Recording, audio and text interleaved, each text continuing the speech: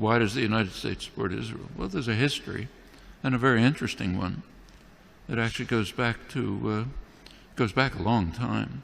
One thing to remember is that Christian Zionism is a very powerful force, which goes back long before Jewish Zionism.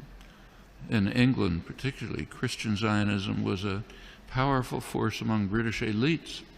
It's part of the motivation for the Balfour Declaration and for Britain's support for Jewish colonization of Israel. Remember, the Bible said, and that's a big part of British elite culture. Same in the United States.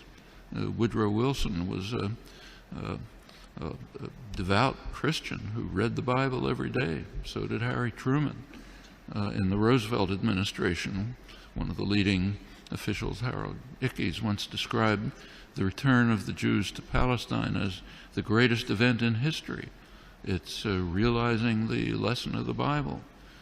These are deeply religious countries in which the biblical commands, so-called, are taken quite literally. Also, this is just part of colonization. This is the last phase of European colonization. And notice that the countries that are most strongly in support of Israel are not just the United States. It's the United States, Australia, and Canada, the offshoots of England, Anglosphere sometimes called.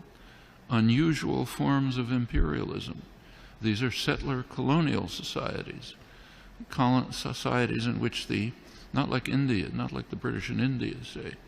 Societies, South Africa was a little like this, or Algeria under the French. Settler colonial societies in which the settlers came in, essentially eliminated the native population. Also driven by religious principles, very religious groups driven by Christian Zionism. Those are major cultural factors. There are also significant geostrategic factors. You go back to 1948, there was actually a split between the State Department and the Pentagon in the United States over how to react to the new state of Israel. The State Department was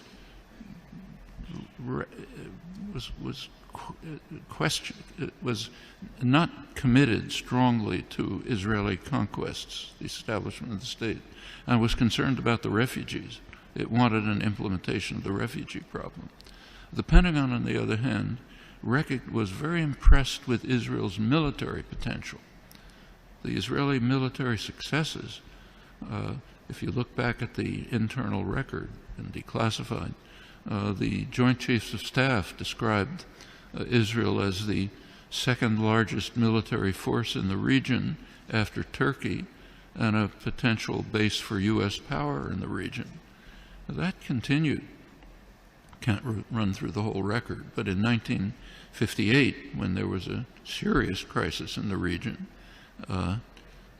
Israel was the only state that strongly cooperated with Britain and the United States, and it won plenty of support from the governments and the military for that reason. 1967 is when the current relations with Israel were pretty much established. Israel performed a major service to the United States by destroying a secular Arab nationalism, a major enemy of the United States, and supporting radical Islam, which the U.S. supported. And it continues right until the present. Right now, we saw an example of that just during the latest Gaza attack. You recall that at one point, Israel began to run out of munitions during the assault, despite the fact that it's armed to the teeth. The United States provided Israel with additional munitions through the Pentagon. And notice where they were taken from. These were U.S. munitions pre-positioned in Israel for eventual use by U.S. forces. One of many signs of how Israel is regarded as essentially a military offshoot of the United States. Very close intelligence relations that go way back, many other connections. And the media tend to take up, to support the policy of the government with very few, kind of little questioning around the edges, but basically accept the policy. So, for example, take another issue. Take the U.S. invasion of Iraq. You cannot find the phrase U.S. invasion of Iraq in the U.S. media, though it was obviously an invasion, a blatant act of aggression, a textbook case of what the Nuremberg trials called the supreme international crime, cannot be mentioned. President Obama is praised as an opponent of the invasion. And what did he say? He said it's a mistake. It's a strategic blunder. We're not going to get away with it. Now, that's the kind of opposition that you heard from the German general staff during Hitler's invasion of Russia. It's a blunder. Shouldn't do it. Should knock off England first. That's regarded as opposition. Same in Vietnam.